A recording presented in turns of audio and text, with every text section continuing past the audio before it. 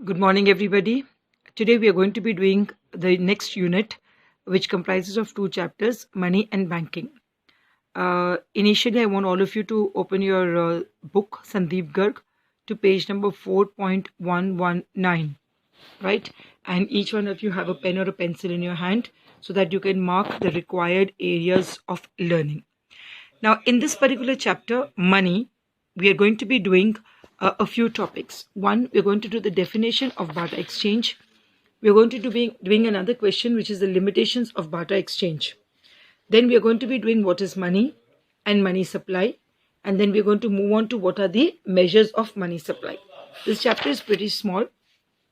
Now, I'm going to begin with barter exchange. What is barter exchange? You must have studied in your lower classes when you exchange goods for goods, and it is known as a CC economy.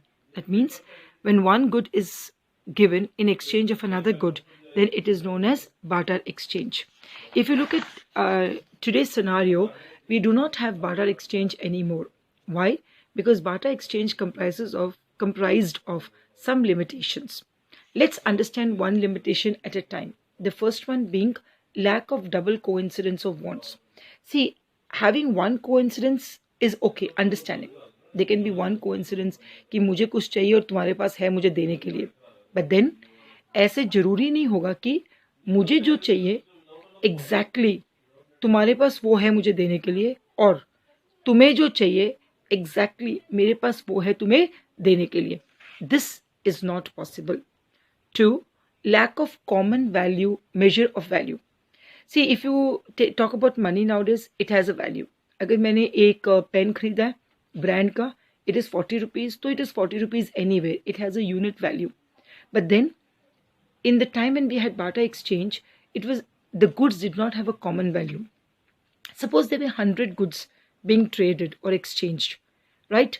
The value of any one good would be equal to the 99 other goods present. For example, the value of my one good, let's say rice. One bag of rice can be equal to 2 bags of wheat. One bag of rice can be equal to 5 bales of cloth. One bag of rice can be equal to maybe 20 pots. One bag of rice can be equal to maybe some vegetables. So one commodity की value सिर्फ वो नहीं रहती. It can be equal to any other value which is being traded. Let's understand the next limitation, that is standard of deferred payment. What are deferred payments? They are future adjustment payments. मतलब जब भी हम उधार लेते हैं और बाद में पे करेंगे, उस पेमेंट को deferred कहते हैं. It is very difficult to make deferred payments in barter system. Why? Because when the payment is being made in kind, it may not be exactly in the same quality. There may be a conflict कि specific commodity चाहिए, and maybe at the time of repayment, the value which we had agreed on may lose its worth. For example, let's say I have bought मैंने कोई काम किया तुम्हारा और तुमने मुझे बोला कि मैं तुम्हें 2 bags of rice दूंगी. Then 2 bags of rice after that work may not be of any importance to me. You may not give the same quality as you're supposed to give, or you may not give me the specific commodity. You may say, I will not give you rice, I may give you wheat. So this was another problem which we faced in barter exchange. Coming to the last limitation is the store of value. It's very easy to store money now, but that time it was very difficult to store those things with which you could exchange goods. Like for example, if I had wheat, मुझे wheat store करना तो इससे चलो durable है, थोड़ी देर मैं रख भी सकती हूँ, 6 महीने 8 महीने साल, बट उसको स्टोर करने के लिए मुझे जगह भी चाहिए, टाइम भी चाहिए, एफर्ट्स चाहिए. लेकिन अगर मैं पेरिशेबल गुड्स लाइक वेजिटेबल्स वगैरह ग्रो कर रही हूँ, then it is very difficult for me to store. So this was another difficulty that people faced during barter exchange. Okay, now what is money? We need to understand the definition of money. If you see, I've circled there. Money is anything. Anything मतलब कुछ भी जिससे हम exchange कर सकते हैं, goods store कर सकते हैं, deferred payments कर सकते हैं, and it has a measure of value. So money could be coins, could be currency. बहुत साल पहले there used to be gold coin, sheep, etc. लेकिन आज की डेट में money is anything like coins, currency which is used as a medium of exchange. You need to understand this very importantly. what is money supply? See, it's a 3 marks question. You'll have to have the definition for 1 mark and then 2 marks uske features. I shall explain all the 3 to you in detail. Money supply is the total value of money held by public at a particular point of time. Now, held by public मतलब जितना भी पैसा economy में है, right, at a time, जैसे आज की date में इतना पैसा है, इतने लाखों crore, that is money supply.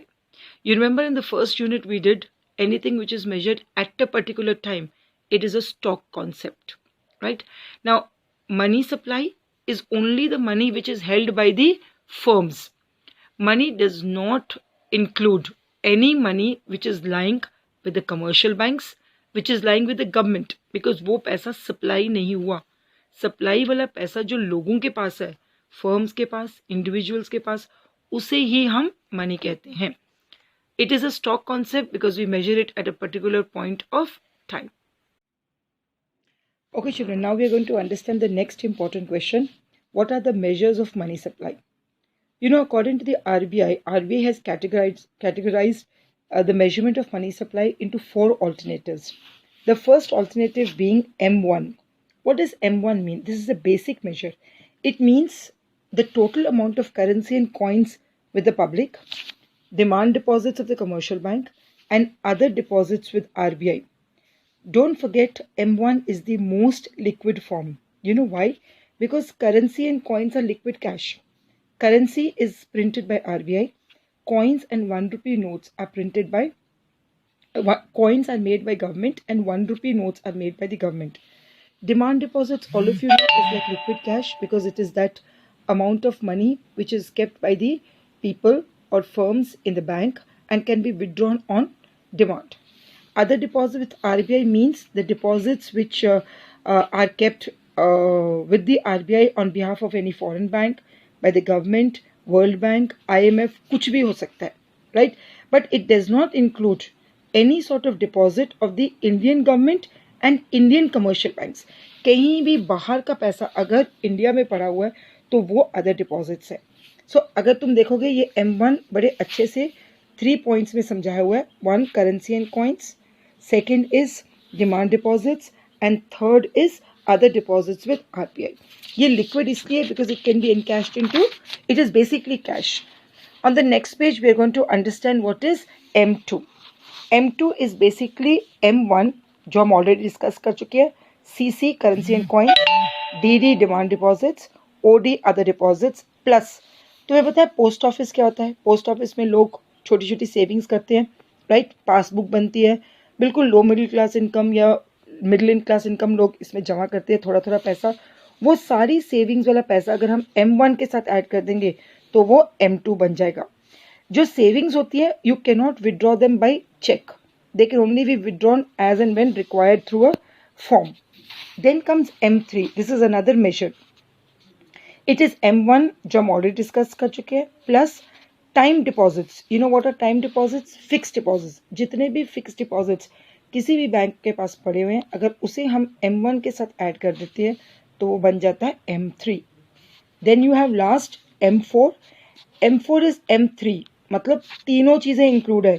CC, DD, OD, savings in the post office, net time deposits, and जितनी भी टाइम डिपॉजिट्स या कोई भी डिपॉजिट्स जो पोस्ट ऑफिस में पड़ी हुई है. हम NSE को नहीं लेते क्योंकि NSE is connected with the mutual funds. Is that clear? So children, this is the end of this particular chapter. You have a definition here. High powered money. High powered money is the money which is held by only, which is produced by RBI and the government. इसमें 2 चीज़ें आते हैं. एक आती है currency held by the public, which I told you, and cash reserves with banks. Bank के खुद के पास भी पैसा है, मतलब जो पैसा इन द लिक्विड फॉर्म है उसे हाई पावर्ड मनी कहते हैं.